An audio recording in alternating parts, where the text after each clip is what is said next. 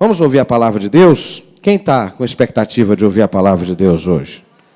Graças a Deus. Então põe a mão no seu coração e diga assim: alinhe, Senhor, meu coração com o teu. Me dá discernimento para ouvir e compreender aquilo que o Senhor tem para nós nessa manhã. Em nome de Jesus. Amém. Deus tem gerado no meu coração um sentimento de que é tempo de nós, como povo de Deus, alinharmos o nosso coração com o nível, com o ritmo, com o pulsar do coração de Deus para esse tempo. Meu trabalho principal, a minha missão de vida é formar líderes. Cuidar de ovelhas, fazer discípulos, mas formar líderes. Porque há uma frase que diz que quando o líder melhora, tudo melhora. Então, quando a gente tem uma liderança mais sadia, todas as coisas crescem, tudo avança. E cada um de nós, de alguma maneira, é um líder em potencial. Cada um de nós, de alguma maneira, exerce um nível de liderança dentro da nossa casa, dentro da nossa família, não é? Desde os pequenininhos, desde as crianças.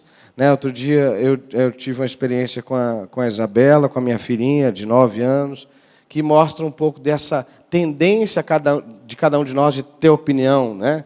Ela se mostrando já uma menina mulher, né? Ela me mostrou 2 vestidos assim: pai, qual que eu escolho? Esse e esse.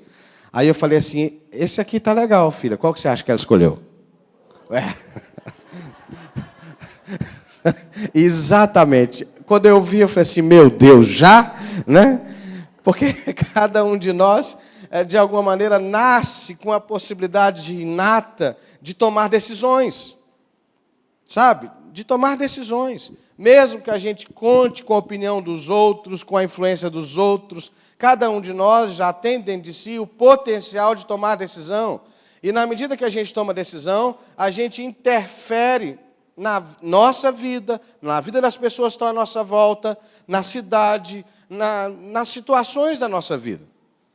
E quando a gente assume o ato de Deus em interferir na história, em mudar a história, enviando Jesus, isso mostra a nossa essência. Isso mostra o DNA de você que se chama e se declara cristão.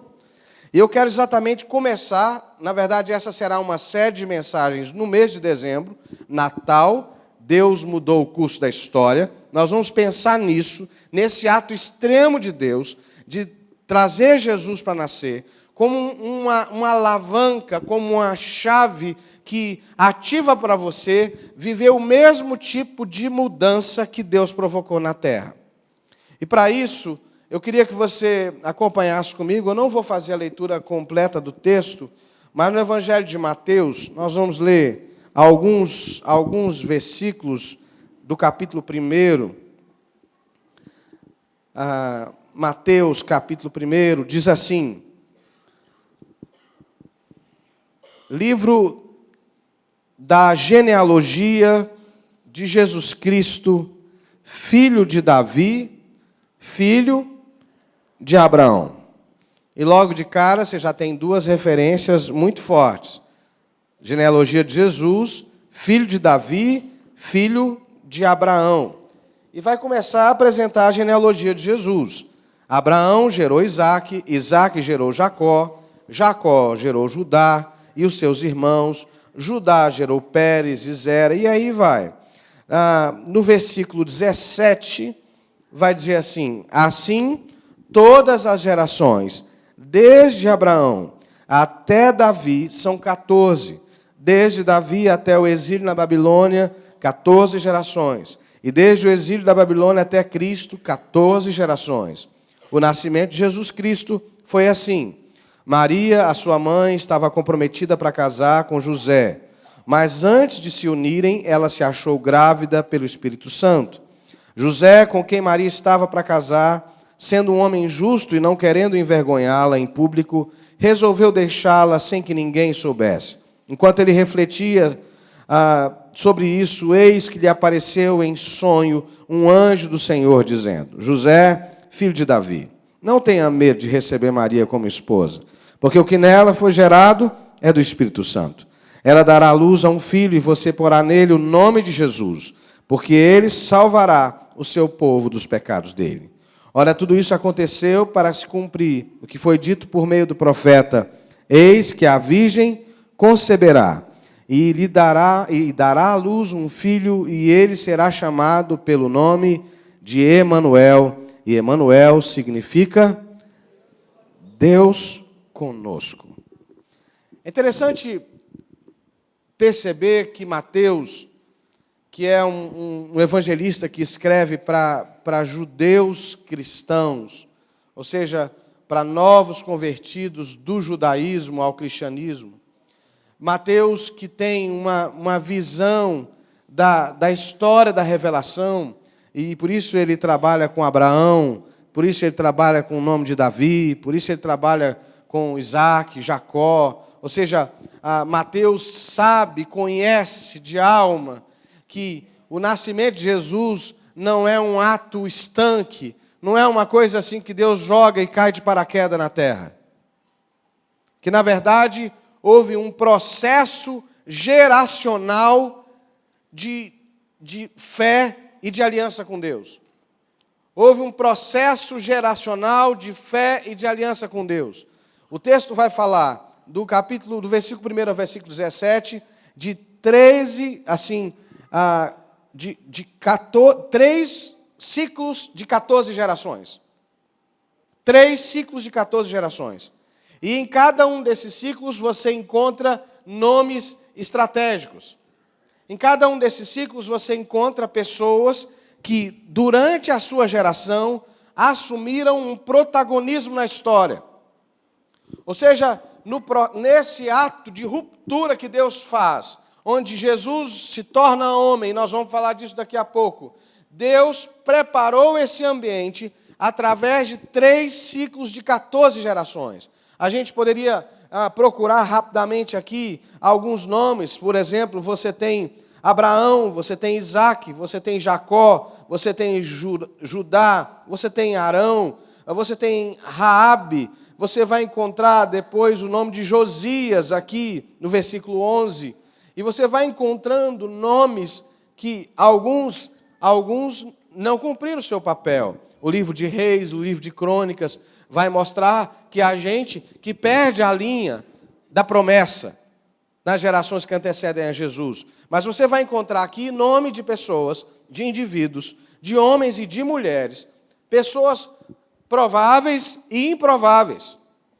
Porque a gente assume, por exemplo, que Isaac passa a ser um provável, porque ele era filho de Abraão e, portanto, herdeiro da promessa. Ele nasce com esse propósito, portanto, ele passa a ser provável. Mas aí você tem, por exemplo, Raabe, você tem Judá, que são pessoas improváveis, mas que assumem esse chamado, esse propósito de ser a geração que antecede a vinda de Jesus, mas que prepara o ambiente, que vive a promessa, que são canais por onde o Messias chega à terra. Sabe, irmãos, o que Deus tem gerado no meu coração é que cada geração tem um desafio. Cada geração, e eu tenho ensinado isso para os meus alunos lá no seminário, para os líderes aqui que a gente trabalha e forma, que cada geração tem um propósito. Cada geração tem um legado sobre si. Cada geração precisa cumprir o seu propósito para que aquilo que Jesus fez, aquilo que já está liberado nos céus, aquilo que já está manifesto nos céus a nosso respeito, se realize.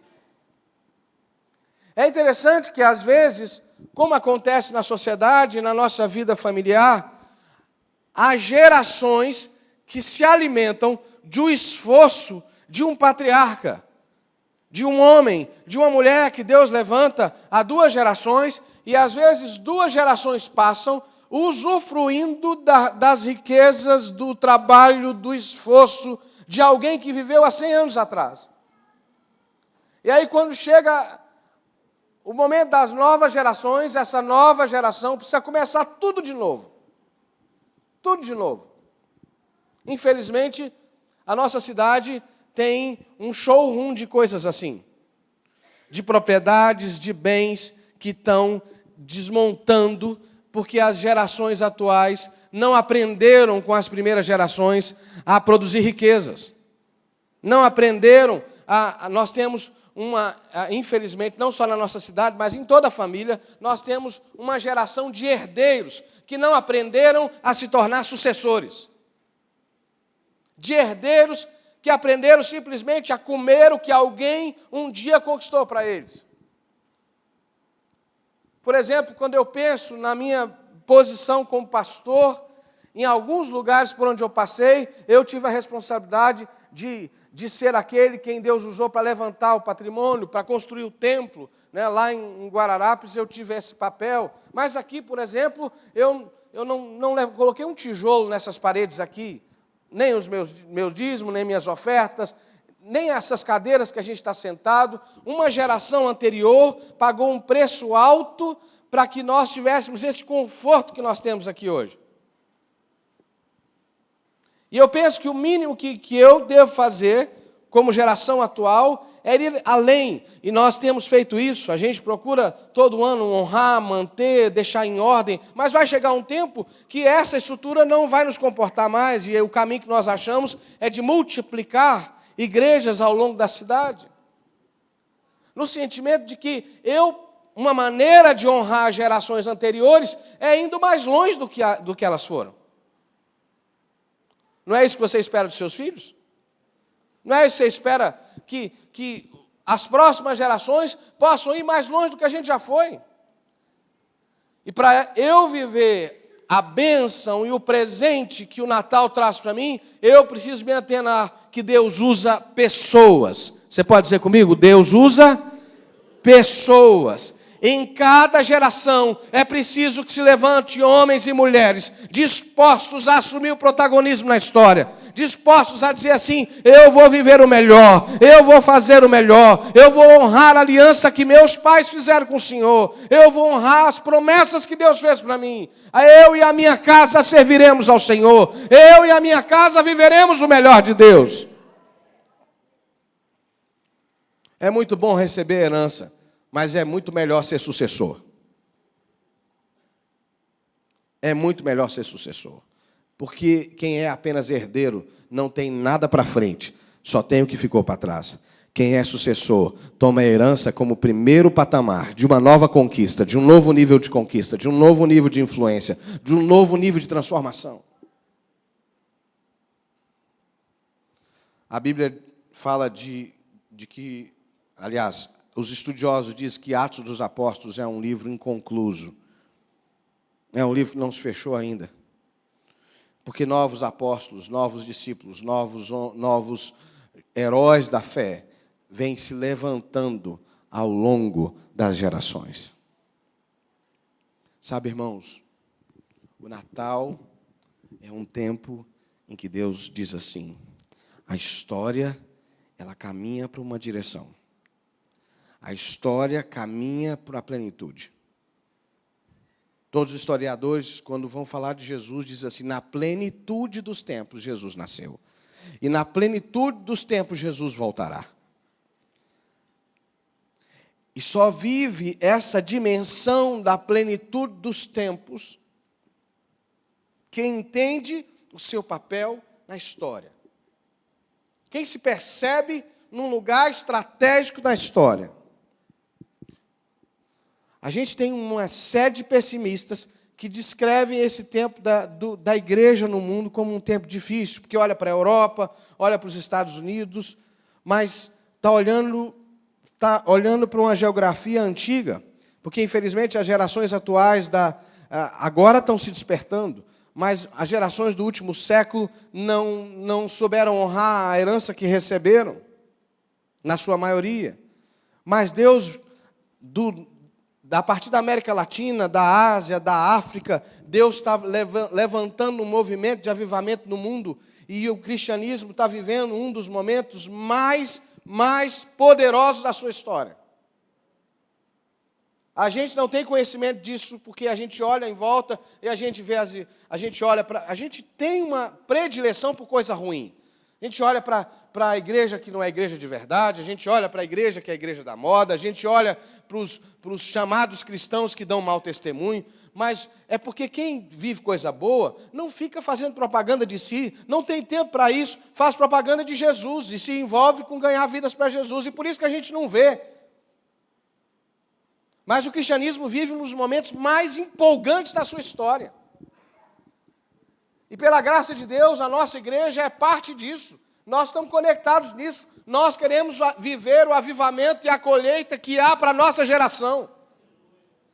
Mas eu sinto, irmãos, que nós precisamos, então, neste tempo de Natal, dizer assim, eu sou parte dessa história que leva o mundo a Jesus. Eu sou parte dessa história que traz a manifestação de Deus em pleno na história dos homens. Porque as pessoas que fazem isso, eu já falei, de Raabe, a prostituta, de gente que não era gente, mas que virou gente da promessa. Porque a Bíblia diz que Deus revelou suas riquezas, os seus mistérios, as coisas loucas deste mundo, para envergonhar os sábios. Então, por favor, feche seus olhos, faça uma breve oração e diga, Deus, eu sei que o Senhor tem um chamado para a minha geração. Eu sei que o Senhor tem um chamado para a minha família. O Senhor tem um propósito na minha família. O Senhor tem um propósito com os meus filhos. O Senhor tem um propósito com as pessoas que estão à minha volta. Eu quero ser protagonista, eu quero participar ativamente da história da sua salvação nesse tempo. Em nome de Jesus. Amém?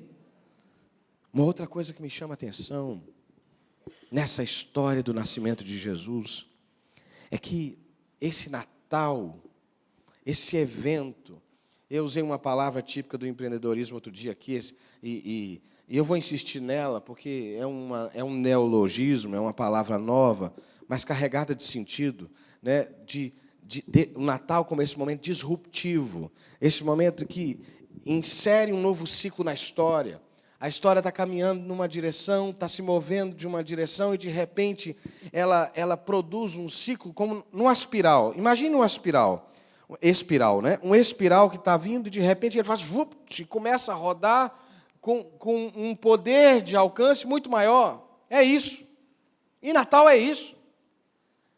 Natal é esse movimento de Deus, é um movimento e é um tempo de viver uma história que nunca foi contada.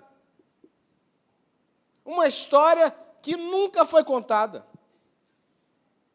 É interessante que você pega algumas histórias na Bíblia, e você pega algumas histórias na Bíblia, não, você pega alguns mitos das sociedades que são contadas de formas diferentes em vários lugares. Mas a história do nascimento de Jesus, ela é exclusiva. Não tem nada parecido com isso na história. De que uma virgem, uma menina de 14, 15 anos, recebe uma revelação de que ela vai ser mãe e que o filho que nasce dela é gerado do Espírito Santo. E esse filho é a salvação do mundo. É o Messias esperado por todas as gerações. E mais extraordinário do que isso, porque eu concordo que Maria precisou de fé para crer nisso. Mas a fé que Maria precisou durou uns 2 meses só, umas 2 semanas.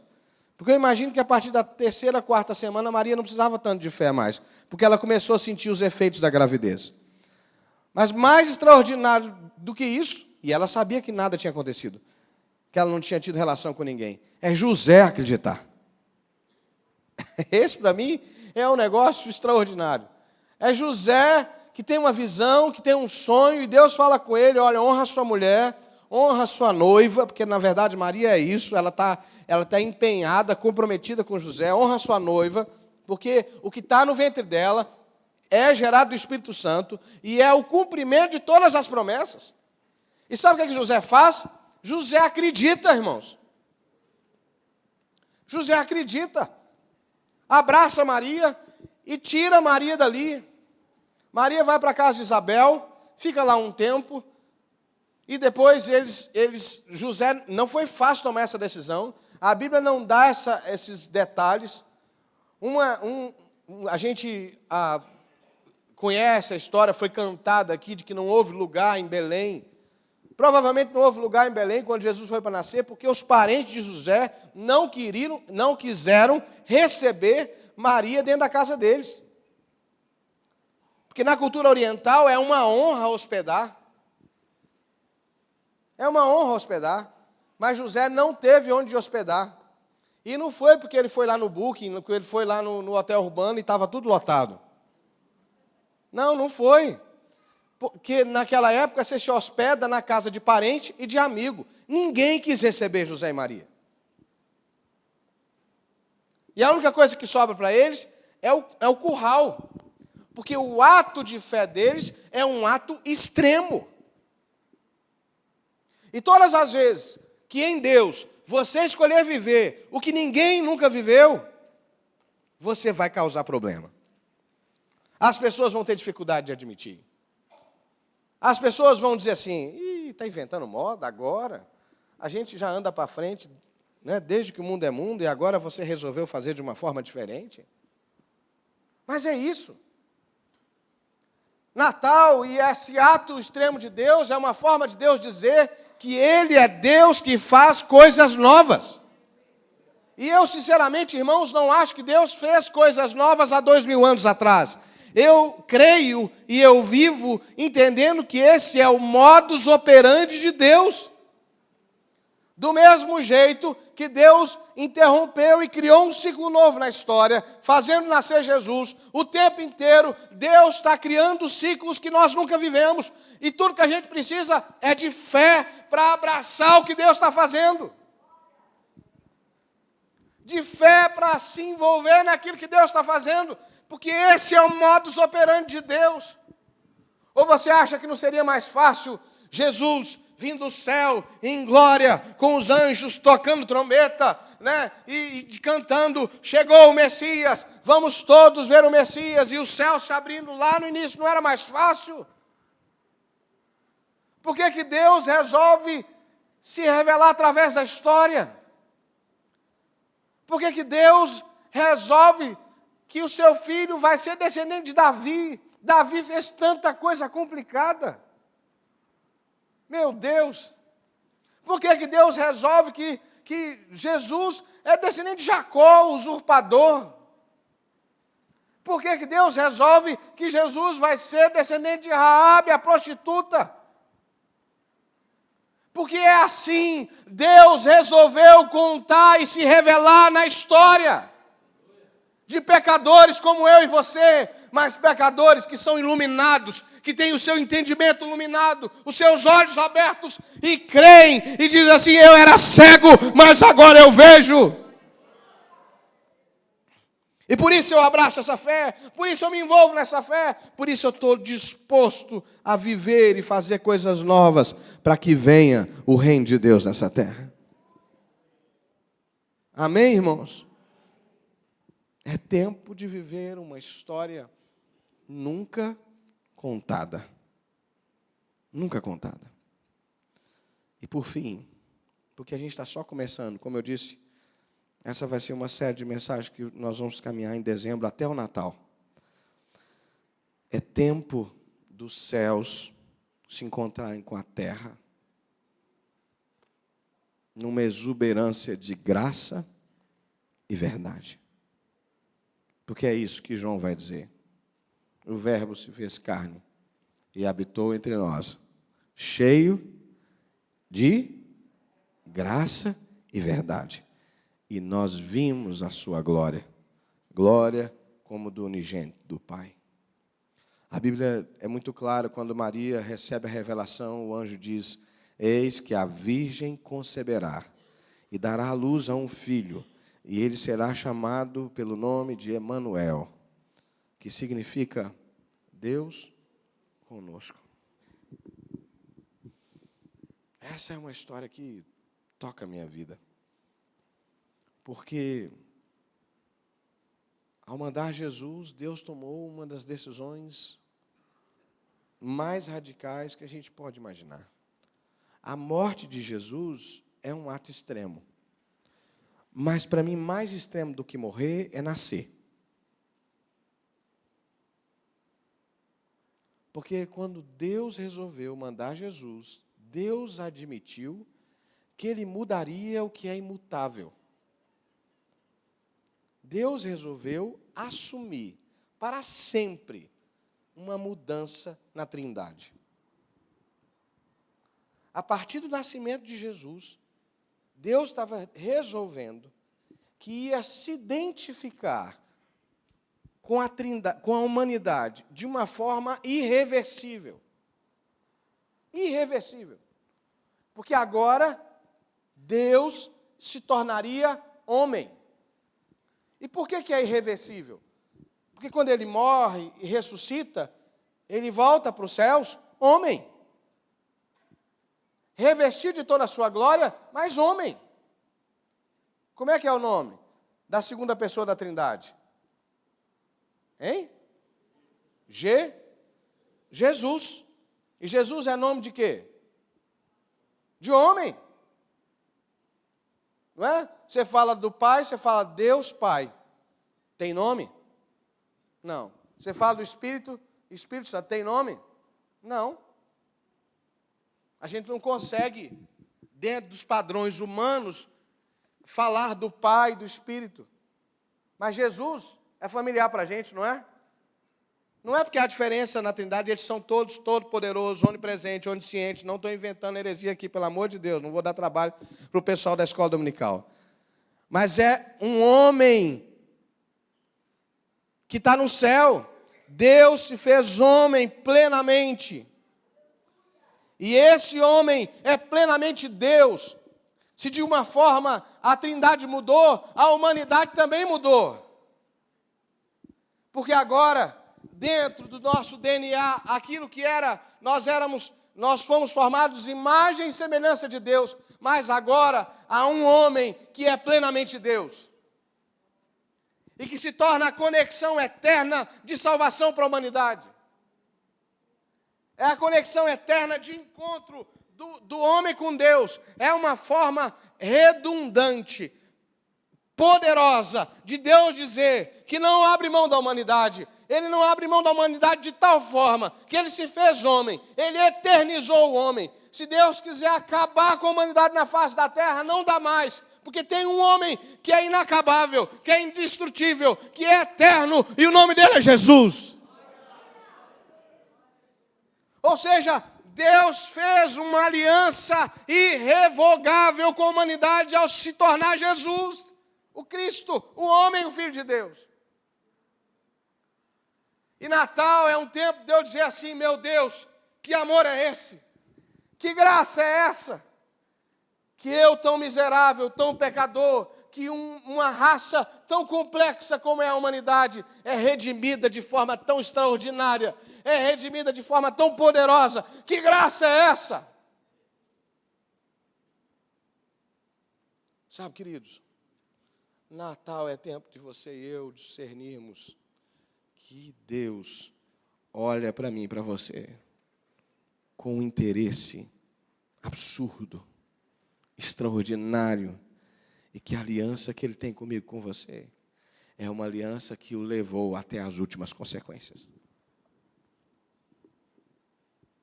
A pergunta que se faz é: qual é o nível da minha aliança com Ele? Qual é o nível da minha aliança com Deus?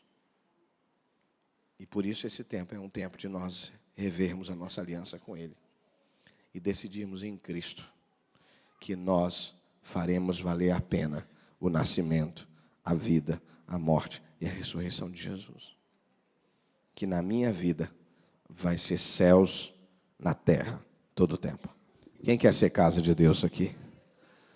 Que na minha vida vai ser céu na terra o tempo inteiro. Quantos creem nisso? Você entende o que eu estou dizendo? Eu estou sendo claro? Desculpa que às vezes a gente viaja assim, fazendo, né, esses devaneios teológicos. Me desculpa, mas é isso mesmo. É isso mesmo. É extremo. É uma coisa que as palavras não conseguem definir. Deus quer tanto que o céu venha à terra, que Ele veio pessoalmente. E eu creio que Deus quer céu na terra, na sua casa, na sua vida, na sua família. Então, 3 coisas básicas 3 coisas simples. Deus está contando que você se levante. Deus está contando que você assuma seu protagonismo na história. Quantos estão dispostos a se levantar aqui e assumir o seu lugar nessa geração? Então se levante. Levanta mesmo. Começa por levantar da sua cadeira, não é? Assuma esse lugar na história. Assuma que você vai viver o sonho que Deus tem para você. Mas para isso você vai ter que ir mais longe do que isso. É mais do que levantar a mão. É mais do que ficar em pé num culto.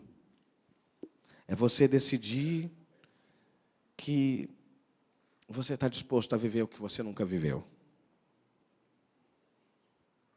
Desde o dia que eu entreguei minha vida para Jesus, eu vivi e vivo coisas que eu nunca imaginei que viveria. Nunca imaginei. Porque Deus abriu ciclos completamente novos na minha história. E eu só entendi isso quando eu entendi que a minha vida era mais, eu era mais do que uma criatura por quem Deus teve misericórdia e salvou do fogo do inferno. Porque às vezes o nosso olhar sobre a graça de Deus e sobre a vida de Jesus é tão reducionista. A gente só enxerga Jesus como alguém que saneia a nossa culpa pagando o preço que era necessário para nós. Mas é muito mais do que isso. Nós somos casa de Deus. Nós somos povo de propriedade exclusiva de Deus. Deus deseja manifestar os céus na sua vida.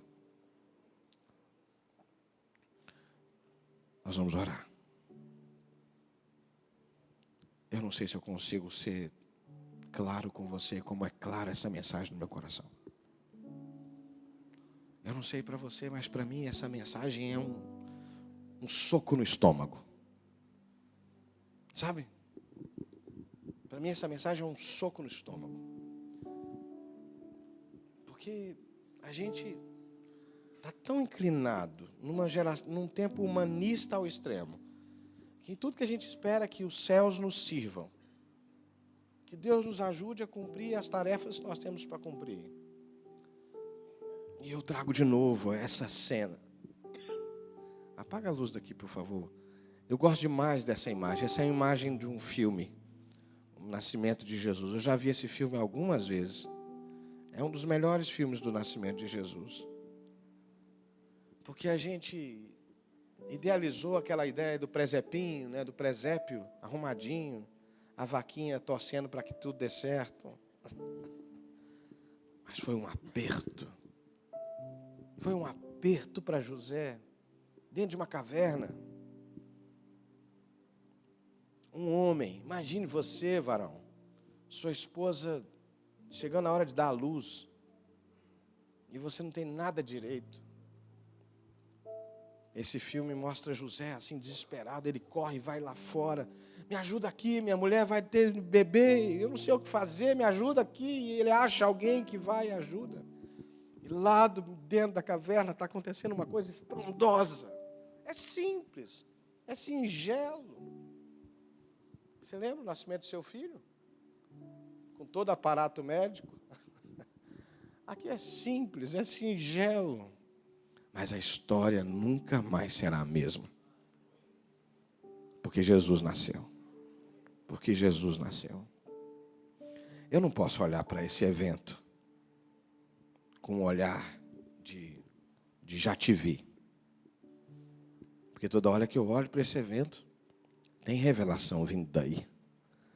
Tem coisa nova brotando daí. E é isso que nós vamos fazer nesse mês de dezembro. Nós vamos olhar para esse milagre e dizer assim, meu Deus, nós estamos abertos aos novos milagres que o Senhor tem para fazer nesses dias. Amém? Eu não vou te convidar ao altar, mas eu quero te convidar a fazer da sua vida um altar a Deus. Quem sabe você pode colocar a mão sobre o seu coração.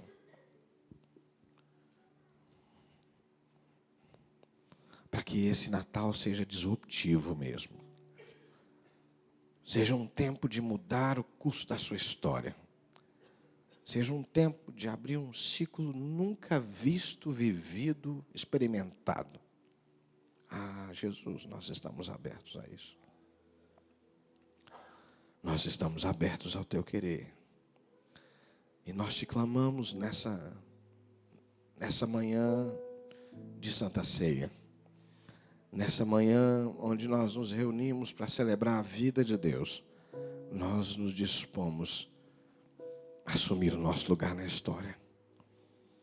Nós queremos assumir o lugar que é dado à nossa geração. Meu Deus, nós assumimos esse lugar que nos foi dado na nossa família.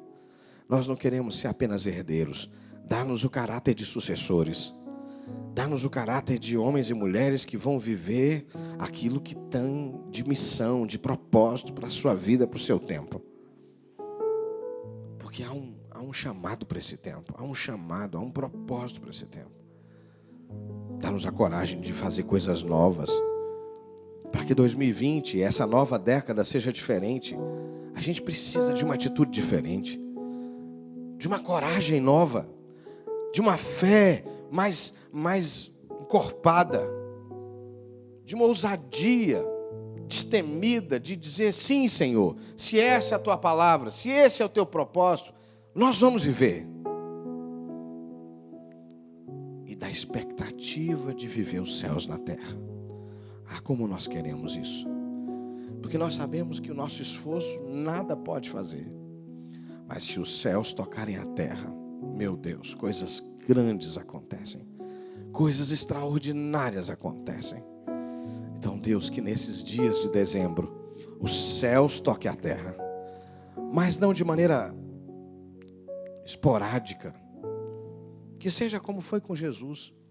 Que para sempre a nossa vida seja a vida de Deus. Que para sempre a nossa casa seja a casa de Deus. Que eternamente a nossa vida seja uma vida consagrada ao Senhor. Em nome de Jesus. Em nome de Jesus. Espírito Santo, eu sinto que o Senhor está gerando coisas novas aqui. Eu percebo o Senhor se movendo no meio de nós.